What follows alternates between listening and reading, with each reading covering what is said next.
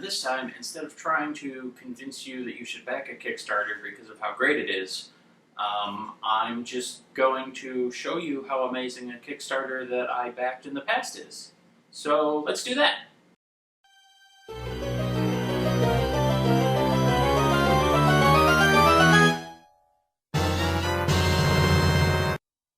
Okay, so this video's game is Rollie, a game made by Akward. And actually, it's a platformer for the NES, and while it's released through Akward, it was actually made by a single guy, Chris Lincoln. Really, it's a pretty great game. It only has 3 music tracks, but they're all pretty decent. You'll hear them through the underscore of this video, so you'll hear them. And the graphics, I think, are really kind of just cute and charming. Like, they definitely fit the overall feel of the game and the theme. And they look like real, like, NES sprites. Like, some games you play and it basically feels like an Atari game that's upported, the graphics are horrible. But this feels like a proper NES game. Likewise, the controls and the gameplay are also really, really good, too. Everything just feels tight and responsive and handles the way you want it to. And the gameplay has some interesting bits about it. And I'll get more into that right now. So on the topic of the controls and the gameplay, let me dive in a little deeper. You have 2 options as you play. You can either throw pebbles at your enemies until they run out, or you can curl into a ball and bounce on their heads similar to like Mario. And that rolled up mechanic is not just an attack, it's also a movement mechanic that you really need to learn to get through most of the levels. Sometimes there are small tunnels that you can only get through while you're rolled up. Sometimes you need to roll and then bounce off an enemy to get to a higher platform or to clear a large gap. And sometimes you're going to want to do it just to keep bouncing on a boss's head, because while you're bouncing on their head and damaging them that way, you don't have to worry about dodging their attacks. So similar to my Nebs and Debs video, this mechanic is something that you want to master quick. And speaking of boss fights, let me show you real quick this one of a skunk farting at you.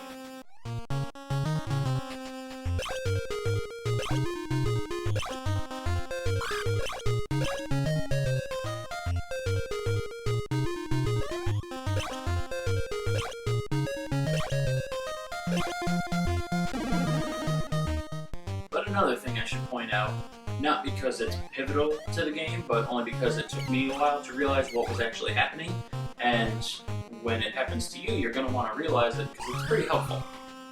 Occasionally, you get to the point where you can tame the enemies around you, and when that happens, instead of them attacking you, they will toss out a random item that could be a health refill, or more pebbles, or something useful like that.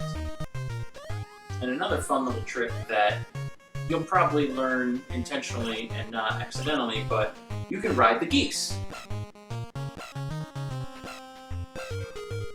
Well, you can ride them for a while, then you can't.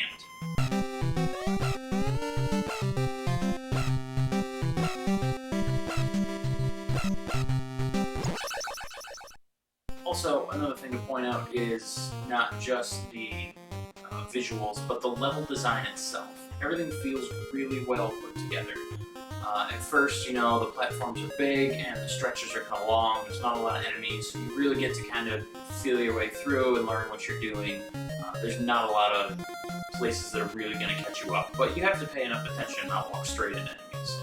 But as it goes on, you know, the platforms get smaller, further apart. You have to pull off some more challenging jumps and tuck and rolls, and you have to kind of time your move to like roll in the air, to land in a corridor, and then come out of it and roll to bounce off an enemy, those kind of things. Like, they really, there's a good difficulty curve, there's good level design, everything feels great.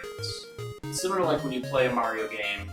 The first level is very easy, mostly just to teach you the mechanics of walk right to progress, don't run into enemies, if you hit these blocks, power-ups come out.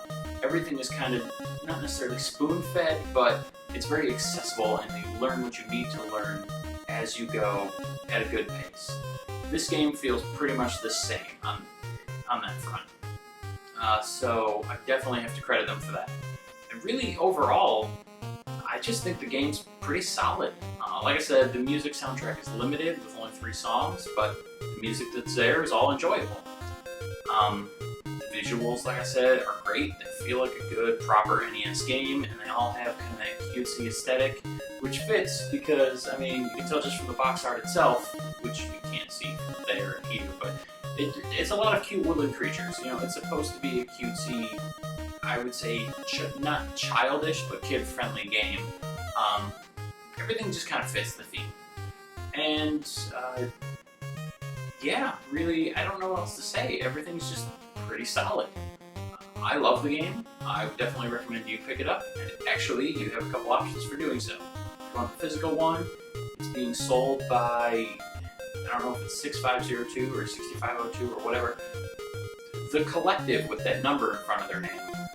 You can buy it from them, or if you just want the ROM, you can go right to Optovania and get it from them for, I think it's like $8-9. It's not a lot, it's a nominal fee, and you're supporting an indie developer, so definitely go do it. There's links down in the description if you want to check it out. Again, highly recommend it. If nothing else, what other game are you going to get attacked by a farting skunk?